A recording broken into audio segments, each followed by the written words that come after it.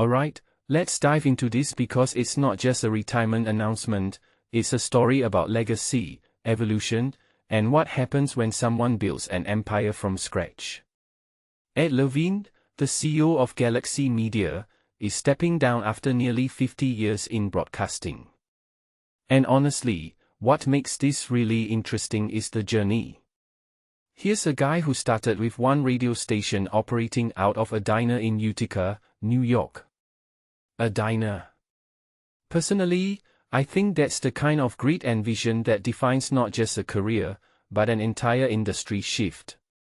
Fast forward to today, and Galaxy Media is one of the largest independent media companies in the state, with 15 stations and a footprint in live events. But here's the thing, this isn't just a success story. It's a masterclass in adaptability. What many people don't realize is how Levine pivoted his business over the years. After selling off the Albany stations in 2006, he doubled down on Syracuse and Utica while expanding into live events. Taste of Syracuse, Syracuse Nationals, these aren't just events, they are cultural touchstones.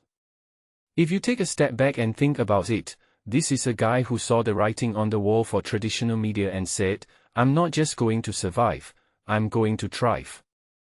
That's the kind of foresight that separates the legends from the also-rans. Now, let's talk about the personal side, because it's a big part of why this announcement feels so significant. Levine's 70 now, and he's got a grandson. He's talking about spending more time with family, which, honestly, is something we all say we want but rarely prioritize when we're in the thick of building something. What this really suggests is that even the most driven people eventually hit a point where they redefine success. It's not just about the next deal or the next station, it's about legacy in a different sense. Family, impact, maybe even a little peace. But here's the twist, Levine isn't fully retiring. He's starting a new events company in the Carolinas. Personally, I think this is the most fascinating part.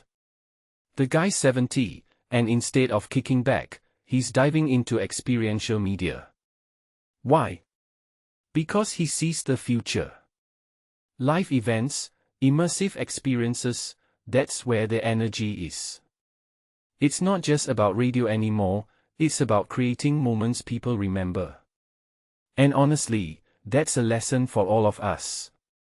Whether you're 25 or 70, the question is, are you building something that's going to last, or are you just chasing the next thing?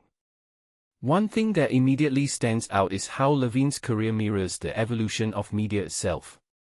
He started in radio when it was king, co-founded a rock station that became a cultural force, and then expanded into events as traditional media started to fragment. From my perspective, this isn't just a career, it's a roadmap.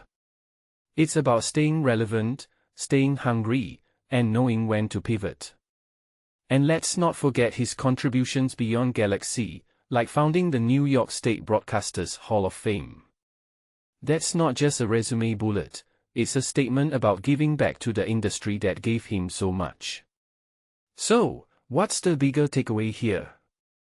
In my opinion, it's this: success isn't about how high you climb, it's about how well you adapt along the way.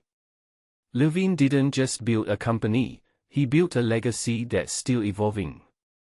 And as he steps away from Galaxy, he's not just retiring, he's redefining what it means to leave a mark.